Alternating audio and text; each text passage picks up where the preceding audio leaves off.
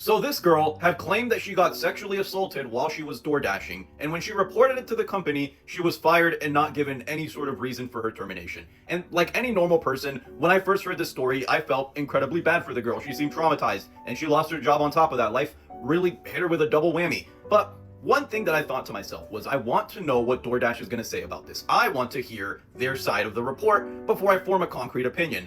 And now that the dust has settled, and most of the information is out there, I firmly believe that this girl is not a victim. You know, the entire story goes, she went to go DoorDash somebody's food. The instructions were to leave it at the door, but the door was a little bit open, and she then fucking goes inside, sees that there's a guy passed out naked with like no pants on so she could see his dick. So she then takes her phone out and records the guy naked in the crib, and that's how the story goes. Now, she flip-flops a lot on her information in the story, so I can only take so much of it at face value, but I'm gonna give her the best case scenario, right? Let's assume that this guy had his door completely open and you did not step even a toe inside of his home without his permission, and he was still naked lying on the couch.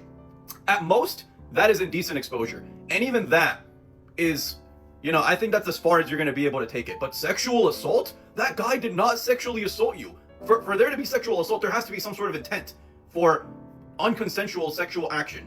But the guy was fucking passed out. If anything, you're the criminal. You took your phone out and recorded him when he was naked and then posted it on the internet. And the thing is, had she not done that last part, she could have had a very good case on her hands for at least suing the guy for indecent exposure. But obviously DoorDash fired her because when one of your employees records someone naked and posts it on the internet, that's a big no-no. You can't do that.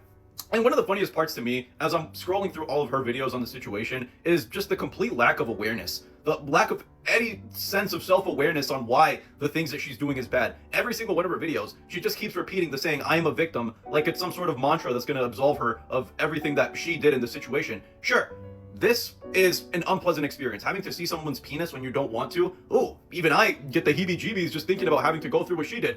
Yes, I'm with her on that, but you're going to not get sexually assaulted. Let's be very, very honest with ourselves here.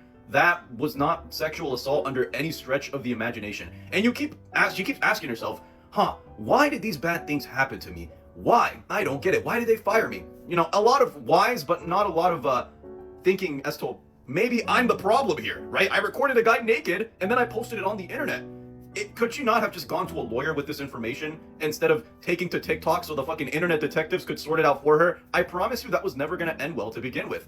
I don't feel bad for the man in this story because I think he's a fucking idiot. What type of guy orders DoorDash, leaves his door open, and then just sits on the couch naked? Even if he was drunk or on some sort of illicit substance, doesn't matter. You're a grown man. You should know better. But I don't feel bad for the girl either because it seems to me like most of the consequences in this situation are very much self-inflicted. The only people that I feel bad for in this entire situation are the genuine survivors. The people who actually went through sexual assault and have to live with that trauma for the rest of their lives, now getting delegitimized by stories like this. Now, when people actually need help, the public is going to be less likely to believe them because of stories like this. When you turn sexual assault into some sort of spectacle without any concrete substance as to what you're saying, it does a lot more harm than good. And I think that's all I'm